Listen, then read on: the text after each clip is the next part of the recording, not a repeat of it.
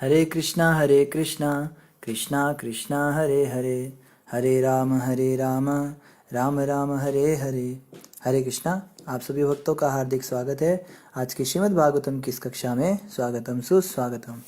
और हम चर्चा कर रहे हैं श्रीमद् भागवत चतुर्थ स्कंद अध्याय 7 पर, जिसका नाम है दक्ष द्वारा यज्ञ संपन्न करना। तो जल्दी से हम रिकैप करते। कल हमने क्या पढ़ा था? कल हम पढ़ रहे थे कि दक्ष को बुद्धि आई थी शिव जी के द्वारा, उनको दोबारा से जीवित किया गया, बकरे का सिर उनको लगा और फिर उठकर उन्होंने शिव जी की चरणों में माफ़ी मांगी। फिर जो है पहली आहुति यज्ञ में दी दक्ष ने, और उससे जो है विष्णु भगवान नारायण रूप में प्रकट हो गए। और 10 भुजाओं वाला वो स्वरूप था, जिसमें नाना प्रकार के उन्होंने शायद अष्टभुजाओं का स्वरूप था, जिसमें उन्होंने अलग अलग प्रकार के अस्त्र शस्त्र पकड़े हुए थे। तो भगवान विष्णु की अलग अलग लोग स्तुति करने लगे। ब्रह्मा जी ने स्तुति की, शिव जी ने स्तुति की। और आज जो है इसी श्रृंखला में हम पढ़ेंगे श्रीमद् भागवत चतुर्थ स्कंद अध्याय 7 श्लोक संख्या 32, जिसमें इंद्र के द्वारा स्तुति की जाएगी। इंद्र उवाच। राजा इंद्र ने कहा, हे भगवान, प्रत्येक हाथ में आयुध धारण किए आपका यह अष्टभुज दिव्य रूप संपूर्ण विश्व के कल्याण हेतु प्रकट होता है और मन तथा नेत्रों को अत्यंत आनंदित करने वाला है। आप इस रूप में अपने भक्तों से ईर्ष्या करने वाले असुरों को दंड देने के लिए सदैव तत्पर रहते हैं। तो ये बहुत सुंदर स्तुति कर रहे हैं इंद्र जी, और कह रहे हैं कि आपने जो ये स्वरूप दिया है ये हमारे नेत्र को आनंद दे रहा है। पत्न्या उचुहु। याज्ञिकों की पत्नियों ने कहा, हे भगवान, वह यज्ञ ब्रह्मा के आदेशानुसार व्यवस्थित किया गया था, किंतु दुर्भाग्यवश दक्ष से क्रुद्ध होकर शिव जी ने समस्त दृश्य को ध्वस्त कर दिया और उनके रोष के कारण यज्ञ के निमित्त लाए गए पशु निर्जीव पड़े हैं। अतः यज्ञ की सारी तैयारियां बेकार हो चुकी हैं। अब आपके कमल जैसे नेत्रों की चितवन से इस यज्ञ स्थल की पवित्रता पुनः प्राप्त हो। तो यज्ञिक लोगों की पत्नियां इस प्रकार से भगवान से प्रार्थना करने लगी, प्रभु आप दोबारा से कृपा करके सब कुछ व्यवस्थित कीजिए, सुव्यवस्थित कीजिए। देखो शायद आ नहीं रहे हो, फोन आ रहा है उनका। ऋषिया उचुहु। ऋषियों ने प्रार्थना की, हे भगवान, आपके कार्य अत्यंत आश्चर्य की माया शक्ति से चल रहा है। बहुत समझने की बात है, ये भी बहुत इंपॉर्टेंट श्लोक है। ऋषिगण क्या कह रहे हैं? ऋषिगण कह रहे हैं कि प्रभु वास्तव में ये सारा का सारा संसार माया के द्वारा आच्छादित है। यहाँ पे लोग काम, क्रोध, लोभ, मोह, मद, मत्सर्य, ईर्ष्या, दंभ, कपट, ये सारा प्रकृति के गुणों के अंदर रहते हुए होता है। मूड्स ऑफ मटेरियल नेचर, कभी सतोगुण, कभी रजोगुण, कभी तमोगुण। और माया जो है नाना प्रकार से माया हमें नाना प्रकार से घुमाती है, लेकिन वास्तव में आप कभी इससे आच्छादित नहीं होते। कई लोग सोचते हैं कि कृष्ण के अंदर भी तो काम वासना होगी, कृष्ण भी तो क्रोध करते थे, कृष्ण ने भी तो जरासंध को मार दिया, शिशुपाल को मार दिया, दंतवक्र को मार दिया, शायद कृष्ण में भी ईर्ष्या आ जाती होगी। हम भगवान को अपने जैसा समझ बैठते हैं, ये गलती कर जाते हैं, ये बहुत बड़ी गलती है। भगवान कृष्ण हमेशा अपने परम दिव्य पद पर आसीन रहते हैं। कृष्ण कभी भी माया के वशीभूत नहीं होते, क्योंकि माया उनकी दासी है। भगवान कृष्ण माया के द्वारा सारे संसार को चलाते हैं, लेकिन स्वयं उससे कभी लिप्त नहीं होते।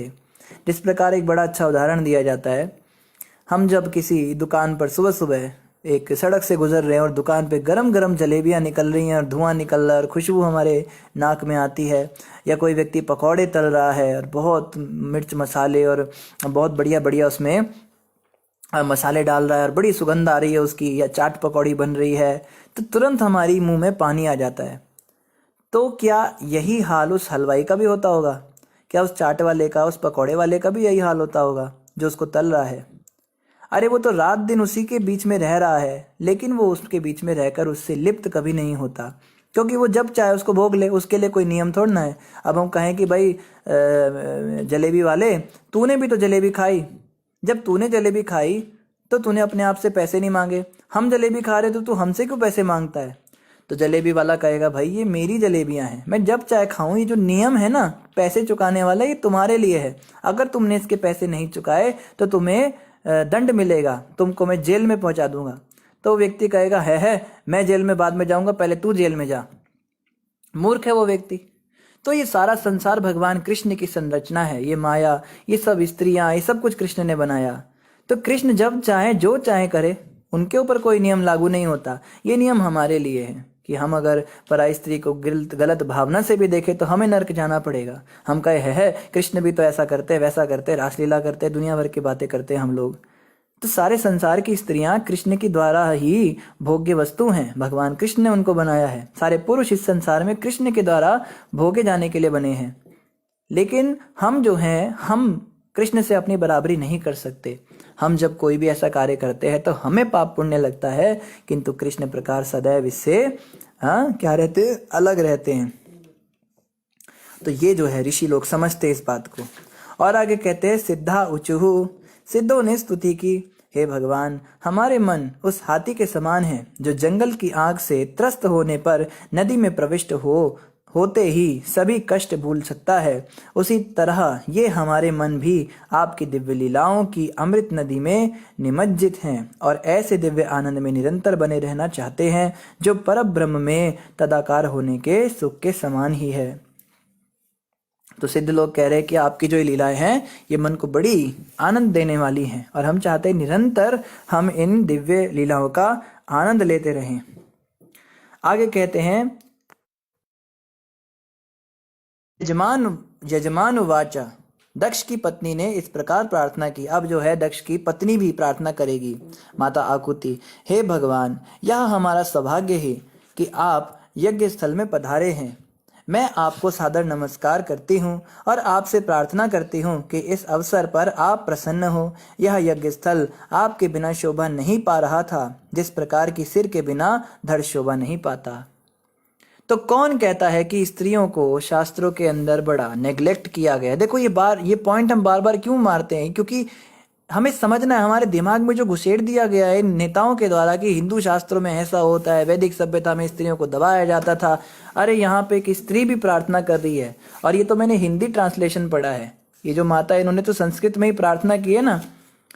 स्वागतम ते प्रसीदेश तुभ्यं नमः श्रीनिवास श्रियकान्तया त्राहिनः त्वामृतेऽधीशनाङ्गमर्ख शोभते शीर्षहीनः कदम्नो कबंधो यथा पुरुषः। तो ये संस्कृत का श्लोक बोलकर बहुत सुंदर, वेद शास्त्र जिसने पढ़े नहीं होंगे वो स्तुति कैसे कर सकती है बताइए? स्तुति वही कर सकती है जिसने वेद शास्त्रों को पढ़ा हो, जो उनको जानती है। तो कौन कहता है कि स्त्रियों को शास्त्र नहीं पढ़ाए जाते या स्त्रियों को हमारे यहाँ गुरुकुल में नहीं भेजा जाता था? ऑफ कोर्स स्त्रियों को गुरुकुल नहीं भेजा जाता था, क्योंकि वो लड़की है। लड़की को ऐसे बाहर थोड़ा ना बोर्डिंग स्कूल में भेजेंगे।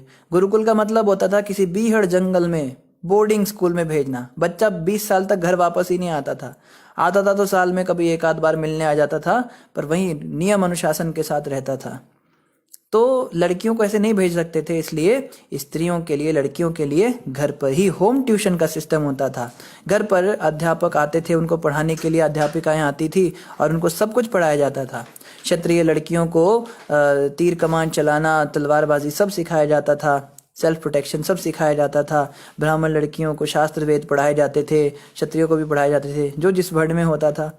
तो ये बिल्कुल बकवास बातें हैं कि स्त्रियों को शिक्षित नहीं किया जाता था, और आधुनिक समय पर अब जाकर हम स्त्रियों को शिक्षा दे पाए हैं।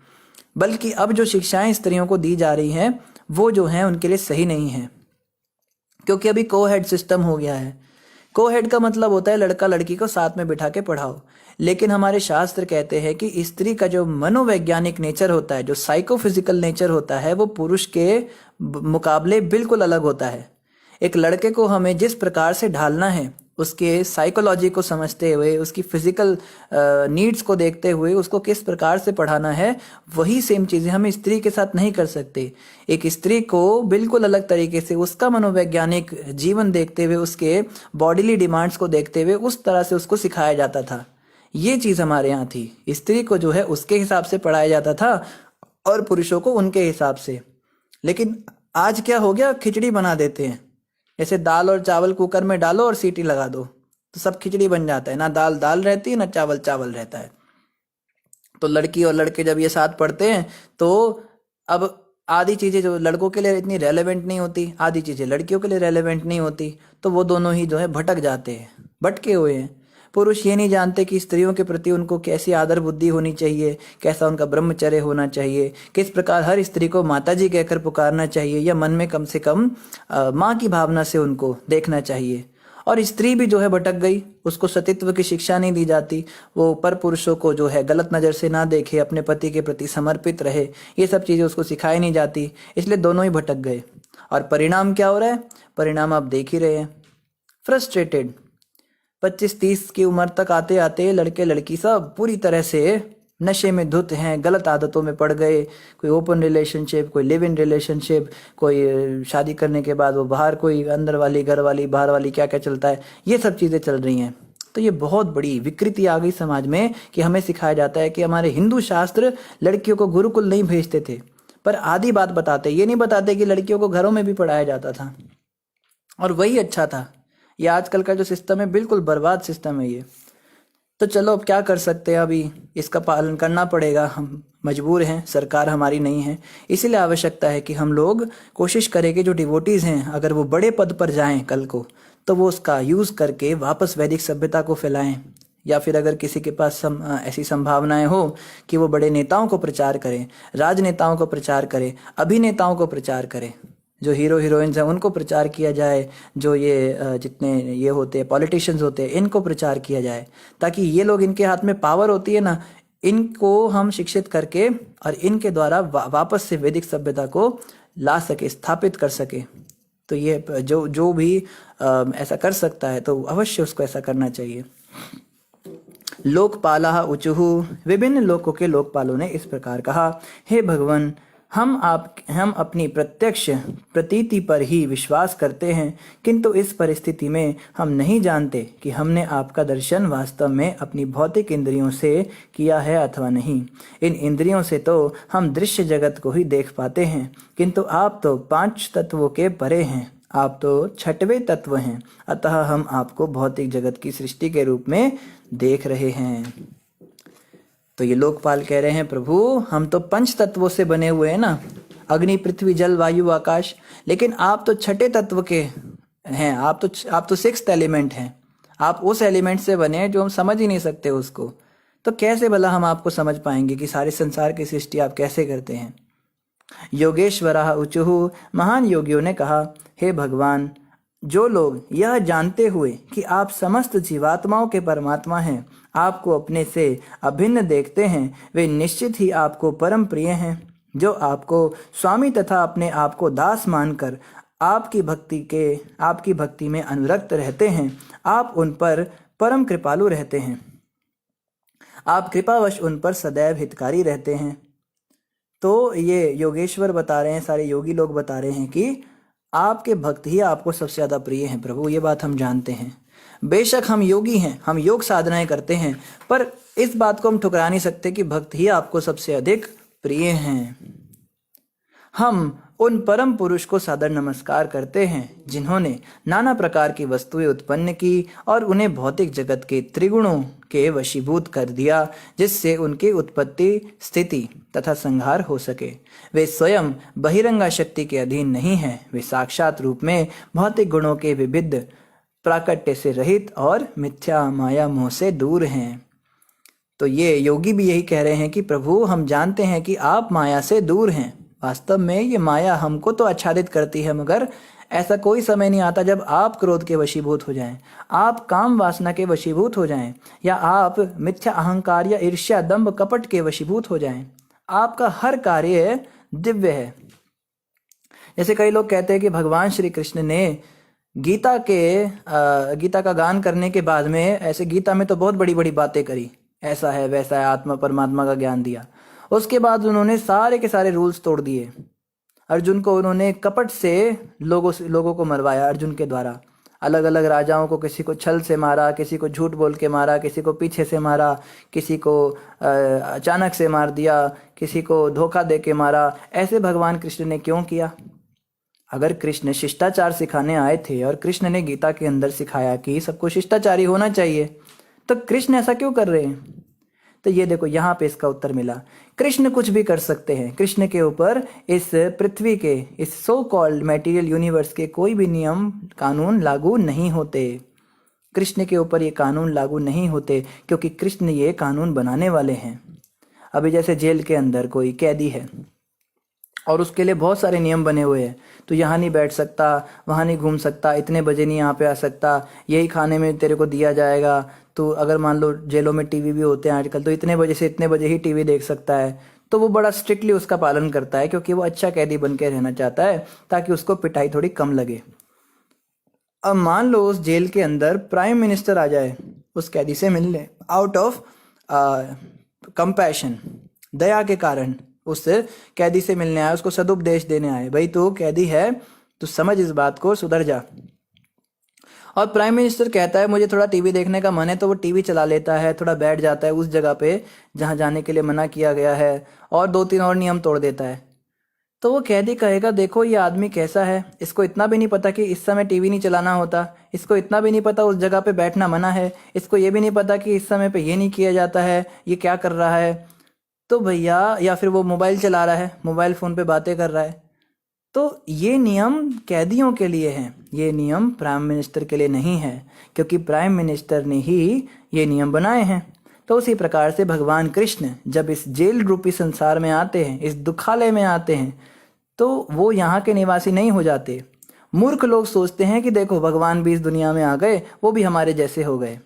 आपको कई मायावादी मिलेंगे, वो कहेंगे अरे कृष्ण भी तो इंसान थे, राम भी तो इंसान थे, हाँ हमसे थोड़े महान थे, थोड़ी शक्तियाँ थी उनमें, थोड़ी बुद्धि ज़्यादा थी, पर महामानव ही तो थे। लेकिन ऐसा नहीं है, भगवान इस संसार में आए तो भी भगवान ही रहते हैं, वो कभी माया से आच्छादित नहीं होते। कृष्ण के ऊपर कभी भी इस नियम के, प्रकृति के 3 गुणों के नियम जो हैं लागू नहीं होते। इसलिए कृष्ण अगर छल भी करते हैं तो इसको भी उनकी लीला कहा जाता है। कृष्ण अगर चोरी भी करते हैं, झूठ भी बोलते हैं, कुछ भी करते हैं, ये सब उनकी लीला होती है, क्योंकि उनके ऊपर ये नियम लागू नहीं होते। इस बात को हमें समझना होगा। ब्रह्म उवाच, साक्षात वेदों ने कहा, हे भगवान हम आपको सादर नमस्कार करते हैं क्योंकि आप सत्वगुण के आश्रय होने के कारण समस्त धर्म तथा तपस्या के स्रोत हैं। आप समस्त भौतिक गुणों से परे हैं और कोई भी ना तो आपको ना आपकी वास्तविक स्थिति को जानने वाला है। तो जो लोग वेद पढ़ते हैं वो बड़ा अहंकार करते हैं, बड़ा अभिमान करते हैं कि हमने वेद पढ़े हैं, हम वेद पढ़ते हैं, हमें सब पता है भगवान कृष्ण के बारे में, लेकिन वो कृष्ण को भगवान नहीं मानते। वो कहते हैं कृष्ण भगवान नहीं है। कृष्ण योगेश्वर हो सकते हैं, बहुत महान व्यक्तित्व हो सकते हैं, पर भगवान तो निराकार ब्रह्म ही है। वेद पाठी लोगों का ये निष्कर्ष होता है। तो जो वेदों को पढ़ रहा है वो ये कह रहा है कि हम समझ गए कि भगवान कौन है, और साक्षात वेद यहाँ पे कह रहे हैं कि कृष्ण या विष्णु जी आपको समझ पाना हमारे लिए भी क्या, किसी के लिए भी संभव नहीं है, आपको कोई जान ही नहीं सकता। तो जब वेद ही ऐसा कह रहे हैं कि वेद ही नहीं समझ सकते, तो वेदों को पढ़ने वाले कैसे समझ गए भाई। तो ऐसे जो लोग होते हैं जो इस प्रकार की उटपटांग बातें करते हैं, उनको हमें, ये भी श्लोक बहुत इंपॉर्टेंट है, ये जितने इंपॉर्टेंट हम श्लोक बोलते हैं ना, इनको नोट डाउन कर लेना चाहिए, ये प्रचार में काम आएंगे। ये है श्रीमद् भागवत 4.7.40, चौथे स्कंद के 7वें अध्याय का 40वां श्लोक। यहाँ पे वेदों ने ही कह दिया कि आपको हम नहीं समझ सकते, हम क्या कोई नहीं समझ सकता। तो वेद पढ़ने वाले कैसे इस बात का दावा करते हैं कि हम समझ गए भगवान कौन है। तो बिल्कुल ये गलत बात है। कृष्ण ही परम भगवान है, इस बात को वेद भी स्वीकार करते हैं। आगे कह रहे हैं अग्निर्वाच, अग्निदेव ने कहा, हे भगवान मैं आपको सादर नमस्कार करता हूँ क्योंकि आपकी ही कृपा से मैं प्रज्वलित अग्नि के समान तेजस्वी हूँ और मैं यज्ञ में प्रदत्त घृत मिश्रित आहुतियाँ स्वीकार करता हूँ। यजुर्वेद में वर्णित 5 प्रकार की हवियाँ आपकी ही विभिन्न शक्तियाँ हैं और आपकी पूजा 5 प्रकार के वैदिक मंत्रों से की जाती है। यज्ञ का अर्थ ही आप अर्थात परम भगवान हैं। तो अग्निदेव यहाँ पे कहते हैं यज्ञ का मतलब ही आप हैं। यज्ञ अर्थात कर्मणि विष्णु, यज्ञ का मतलब होता है विष्णु की प्रसन्नता के लिए किए गए कर्म। तो कोई व्यक्ति यज्ञ करे और विष्णु को ही ना माने तो उसको तो ऐसा ही बताया जाएगा ना, जो कहेगा कि मैं अपनी माता की बहुत भक्ति करता हूँ लेकिन घर जाते ही माँ को 2-4 गालियाँ सुना दे। ये क्या भक्ति कर रहा है तू अपनी माँ की, तो खाली लिप सर्विस। जैसे एक बार क्या हुआ, एक पत्नी अपने पति से बहुत प्यार करती थी, तो वो डेली उसको आई लव यू कहती थी, मैं तुमसे बहुत प्रेम करती हूँ, तुमसे बहुत प्यार करती हूँ। पति कहता है प्रिय तुम मुझसे इतना प्यार करती हो, मैं तुमसे ज़्यादा कुछ नहीं कहूँगा, जरा एक गिलास पानी ला दो मेरे लिए। तो पानी नहीं लेके आऊँगी पति देव, मगर प्यार बहुत करती हूँ आपसे। अरे पानी मंगा रहा हूँ, प्यास लग रही है, ला दो ना। नहीं नहीं पानी नहीं लाऊंगी। अच्छा चलो कोई बात नहीं, थोड़ा मेरा ये काम कर दो, थोड़ा मेरी फाइल खो गई है वो ढूंढ दो। पतिदेव फाइल नहीं ढूंढूंगी मगर प्यार बहुत करती हूँ।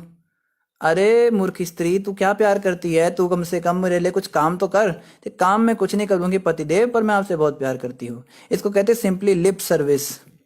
होठों से सेवा कर रही है वो, बस बोल बोल के मैं आपसे प्यार करती हूँ, मैं आपसे प्यार करती हूँ। क्या प्यार कर रही है तू, तू कुछ काम भी तो कर। तो इस प्रकार से ये जो लोग होते हैं जो कहते हैं कि भगवान को वेद पढ़ते हैं हम, भगवान को मानते हैं, ये करते हैं वो करते हैं, तो यहाँ पे कहा जा रहा है अगर तुम वेदों को पढ़ रहे हो, तुम कहते हो हम बड़े वेद पाठी हैं, हम बहुत वेदों को पढ़ते हैं, बहुत उनकी शिक्षाओं का पालन करते हैं, हम प्रचार करते हैं वेदों का, हम यज्ञ करते हैं, यज्ञों में मानते हैं। तुम यज्ञ और वेदों के द्वारा जो जानने योग्य वस्तु है उसको ही स्वीकार नहीं करते, तुम भगवान को ही स्वीकार नहीं करते, तो तुम्हारा ये सारा कार्य क्या है, श्रमेव ही केवलम, ओनली वर्क हार्ड। बस आप मेहनत कर रहे हो मगर आपको मिलने वाला कुछ नहीं। क्यों नहीं मिलने वाला, क्योंकि जो मिलने वाला होता है इन सब को करके, वेदों को पढ़ के, यज्ञों को करके जिसकी प्राप्ति होती है, उसमें ही तुम्हारी श्रद्धा नहीं। तो ये तो विरोधाभास हो गया ना, ये तो स्वयं ही आपने पैराडॉक्स क्रिएट कर दिया। तो ऐसे लोग जो हैं यही करके और भ्रमित रहते हैं। ये भी नंदीश्वर जी के श्राप के कारण होता है। नंदी जी ने श्राप दिया था, जो वेदों को कोरे ज्ञान पड़ेगा वेदों का, उसका ऐसा ही हाल हो जाएगा, वो भटक जाएगा। तो ऐसे लोगों को चाहिए कि भगवान विष्णु की, भगवान कृष्ण की भक्ति में लगे और वेदों का अध्ययन करके जिनको जानना होता है, जैसे भगवत गीता में भगवान कृष्ण कहते हैं वेदैश्च सर्वे रहमेव वेद्या, सारे वेदों के द्वारा मैं ही जानने योग्य वस्तु हूँ और सारे वेदों का ज्ञाता भी मैं ही हूँ। तो इन भगवत गीता के वचनों पर हम विश्वास रखें और वेदों को पढ़कर अगर हम कृष्ण की भक्ति नहीं कर पा रहे तो समझना चाहिए कि कहीं पे कुछ गड़बड़ है। और अगर हम भगवान कृष्ण की भक्ति करते हैं और वेदों को नहीं भी पढ़ते तो कृष्ण कहते हैं तुम चिंता मत करो, मुझे सारे वेद पता हैं, तुम बस मेरी भक्ति करते रहो, तुम्हारे लिए क्या अच्छा बुरा है मैं स्वयं ही प्रेरणा कर दूंगा, मैं तुम्हारे जीवन में स्वयं ही उसको देख लूंगा, तुम्हें ये सब टेंशन लेने की आवश्यकता नहीं, वो सब मैं देख लूंगा, तुम बस मेरी भक्ति में लगे रहो, आगे पीछे सब मैं संभाल लूंगा। जैसे एक छोटा बच्चा होता है, जब वो माँ की गोद में आ जाता है तो उसको टेंशन नहीं लेनी पड़ती, कैसे खाना मिलेगा, कहाँ जाएंगे, क्या करेंगे, वो सब माँ की चिंता हो जाती है। तो बच्चे को चाहिए कि बस वो आत्मसमर्पण करके माँ की गोद में बैठा रहे। अगर वो माँ की गोद से उतर के और मेले में कहीं इधर उधर चला गया तो उसके लिए बहुत मुश्किल रास्ता है। तो हम सभी वही संतान हैं जो मेले में खो गई। मेले में एक बार हमें याद है हम खो गए थे, बहुत डर गए एकदम से, बहुत एकदम घबराहट हो गई, क्या होगा कैसे होगा। हमारे माता पिता तो नहीं, मौसी के साथ एक बार गए थे, शरीर की मौसी, हम लोग हरिद्वार में घूम रहे थे, बहुत डर गया मैं क्या होगा। फिर 10-15 मिनट के बाद वो लोग मुझे मिल गए तो इतना रिलीफ मिला, बाप रे बाप। तो मेले के अंदर हम खो चुके हैं, संसार रूपी मेला है, भगवान कृष्ण की उंगली पकड़कर हम चल रहे थे लेकिन उंगली छोड़ दी हमने। तो बहुत घबराहट की स्थिति है, हमें 24 घंटे टेंशन लगी रहती है, खाना कैसे मिलेगा, कल कैसे होगा, आज का गुजारा तो हो गया, लड़की की शादी कैसे होगी, लड़कों को कैसे सेटल करेंगे, ये जॉब कहीं मेरी छूट ना जाए, ये मेरा एग्ज़ाम पास हो जाए। एक माता कहती है आज प्रभु जी मैंने एक बहुत बड़ी कंपनी में टेस्ट दिया, मैं बहुत घबरा रही हूँ, बहुत बड़ी कंपनी है। तो ये सारे टेंशन उन लोगों के लिए हैं जिन्होंने पिता की उंगली छोड़ी हुई है। हम तो कृष्ण की संतान हैं और इस बात को समझ चुके हैं, हम तो कृष्ण के भक्त हैं ना, हमें क्या चिंता, कृष्ण को जो अच्छा लगेगा करेंगे, तो हमारे लिए कोई चिंता करने की तो बात ही नहीं है, जो होगा कृष्ण अपने आप देखेंगे। तो माँ की उंगली पकड़ के रखनी है, माँ की गोद में रहना है, बस समर्पण करके रहना है, सब कुछ वो संभाल लेंगे। इसीलिए हम देखते हैं भक्त लोग ज़्यादा वेद पढ़ना और पाठ करना और बहुत सारे नियम कायदे करना, सुबह उठ के ये करना वो करना और मुंदरियाँ पहनना, बहुत अंगूठियाँ, ये इस उसकी है, ये शनि की है, ये राहु की है, ये केतु की है, ये लॉकेट पहनना, चंद्रमा का लॉकेट है, दुनिया भर का टीका लगाना, ये करना। हम ये सब नहीं करते, दुनिया भर की पूजा पाठ करते लोग, ये करेंगे, हवन करेंगे और वो रुद्राभिषेक करेंगे, महामृत्युंजय करवाएंगे लोगों से।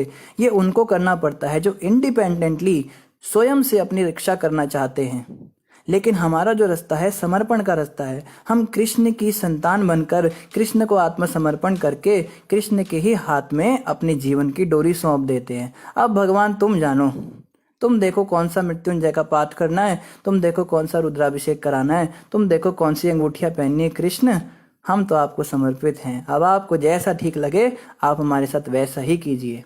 तो ये रास्ता बहुत ही अच्छा है, इसीलिए मुझे भक्ति मार्ग बहुत अच्छा लगता है, क्योंकि यहाँ पे हमें कुछ भी नहीं करना, यहाँ पे सब कुछ भगवान करेंगे। ये बहुत ही सुंदर रास्ता है। इसके बदले जो दूसरे रास्ते हैं उसमें आपको ही सब कुछ करना पड़ेगा, वहाँ भगवान कुछ करने नहीं आएंगे। आपको ही सारे व्रत तपस्याएं सब कुछ करनी है, बड़ा ध्यान रखना है, नियमों का मंत्रोच्चारण करते हुए बड़ा ध्यान रखना होता है, जप करते हुए विशेष दिशा में बैठना होता है, बड़े बड़े नियम होते हैं। फिर भी कुछ मिलता नहीं, कोई ना कोई त्रुटि रह जाती है, वो देवता नाराज हो जाते हैं, उल्टा पितृ दोष लग जाता है, कभी कुछ हो जाता है। पर यहाँ जो भक्ति मार्ग है ये बहुत ही अच्छा मार्ग है। यहाँ पे सब कुछ भगवान करेंगे, बस हमें समर्पित होकर रहना है, अपने मन की नहीं चलानी, हमें मनमुखी नहीं होना। जैसे जैसे हमें भगवान कृष्ण आदेश दें, गुरु आदेश दें, शास्त्र आदेश दें, वैसे वैसे हमें बस करते जाना है, और हम पाएंगे एक दिन स्वयं परमात्मा भगवान श्री कृष्ण हमारे सामने खड़े होंगे और हमारे प्राण छूट जाएंगे शरीर से, और वो हमें साथ ले जाएंगे। तो आप सभी से क्षमा चाहेंगे, आज थोड़ा लेट प्रवचन शुरू किया। एक हाउस प्रोग्राम में हम गए थे, उनके घर में बहुत समय लग गया, फिर भी बहुत जल्दी हमने कोशिश किया कि ये प्रवचन ना छूटे, क्योंकि अगर ये छूट जाता है तो अगले दिन 2-3 भक्त हैं वो हमारा ही लेक्चर ले लेते हैं। हम लेक्चर नहीं करते तो वो हमें लेक्चर सुना देते हैं अगले दिन। तो उन्होंने कहा कुछ भी हो, आपको चाहे 1 मिनट मिले चाहे 5 मिनट मिले, आपको कुछ ना कुछ कथा ज़रूर सुनानी है। तो ये आपका इतना सुंदर भाव है, इतनी आपकी निष्ठा है भागवत में, इसको देख के हमें बहुत उत्साह मिलता है, बहुत इंस्पिरेशन मिलता है। तो कृपया करके आप अपना उत्साह इस प्रकार बनाए रखें, और हमारे लिए भी प्रार्थना करें कि कुछ हमारा भी उत्साह आ जाए, भागवत में ऐसी कुछ निष्ठा आ जाए। इन्हीं शब्दों के साथ आप सभी का धन्यवाद। किसी का कोई प्रश्न हो तो आप कमेंट पर अवश्य पूछ सकते हैं, और आपको उत्तर कमेंट पे ही मिल जाएगा। तो आज कोई प्रश्न नहीं है, तो ग्रंथराज श्रीमद् भागवतम महापुराण की जय, जगत गुरु श्रील प्रभुपाद की जय, गौर भक्त वृंद की जय। हरे कृष्ण।